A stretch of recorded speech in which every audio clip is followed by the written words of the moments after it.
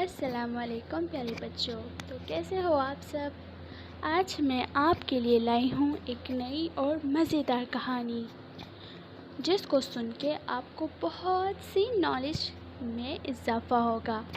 تو سننے سے پہلے ہمارے چینل کو سبسکرائب کریں، بیل آئیکن دبائیں تاکہ ہماری نئی ویڈیوز آپ تک پہنچ سکے، اور ویڈیو کو لائک کرنا مت بھولیے گا۔ تو چلیے سنتے ہیں۔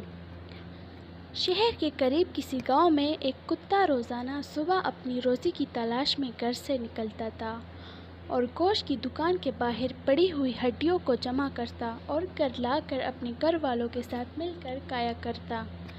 ایک مرتبہ کتا بہت بھوکا تھا، باوجود تلاش کے اسے کوئی ہڈی نہ ملی۔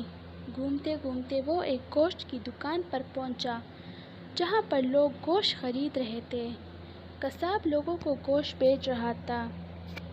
کتا آہستہ آہستہ دکان کی طرف بڑھا اور قصاب سے نظر بچا کر ہڈی اٹھائی اور اپنے گھر کی طرف دوڑ لگائی۔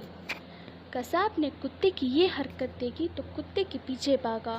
اب تو کتا بہت گھبرایا اور تیزی سے دوڑنے لگا، یہاں تک کہ وہ قصاب کی پہنچ سے بہت دور نکل گیا، لیکن وہ بجائے اپنے گھر پہنچنے کے بے خیالی میں نہر کی طرف آ گیا۔ کتے نے ہڈی منہ میں دبائی ہوئی تھی۔ اس نے نہر میں دیکھا تو اسے اپنا ہی عکس نظر آیا۔ کتا سمجھا کہ پانی میں ایک اور کتا ہے جس کے پاس ہڈی بھی ہے۔ لالچی کتے نے سوچا کہ کیوں نہ میں اس ہڈی کو چھین لوں تو میرے پاس 2 ہڈیاں ہو جائیں گی۔ اس ارادے سے اس نے جیسے ہی بھونکنے کے لیے منہ کھولا تو اس کے منہ سے ہڈی پانی میں گر گئی۔ اب اس نے ہڈی تو پانی میں موجود کتے کے منہ میں بھی ہڈی نہ تھی۔ اب اس کی سمجھ میں آیا کہ جسے وہ دوسرا کتا سمجھ رہا تھا حقیقت میں وہ اسی کا عکس تھا، لیکن اب اس سمجھ کا کوئی فائدہ نہیں تھا۔ اتنی بات اس کی سمجھ میں آ گئی کہ لالچ بری بلا ہے۔ لالچ کا پہلا نقصان یہ ہوتا ہے کہ اپنے پاس موجود نعمت بھی چھین لی جاتی ہے۔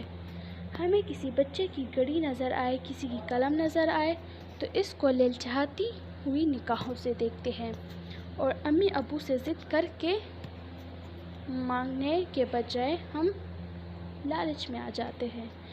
اللہ تعالیٰ نے جیسے ان کو قلم دیا ہے اس طرح ہمیں بھی دیتا ہے، تو اس پر ہمیں شکر ادا کرنا چاہیے۔ تو کیسے لگی آپ کو ہماری کہانی؟ کامنٹ کر کے ضرور بتائیے گا، اور اس سبق سے آپ کو کیا سیکھا، آپ نے کیا سیکھا کامنٹ میں ضرور بتائیے گا۔ تب تک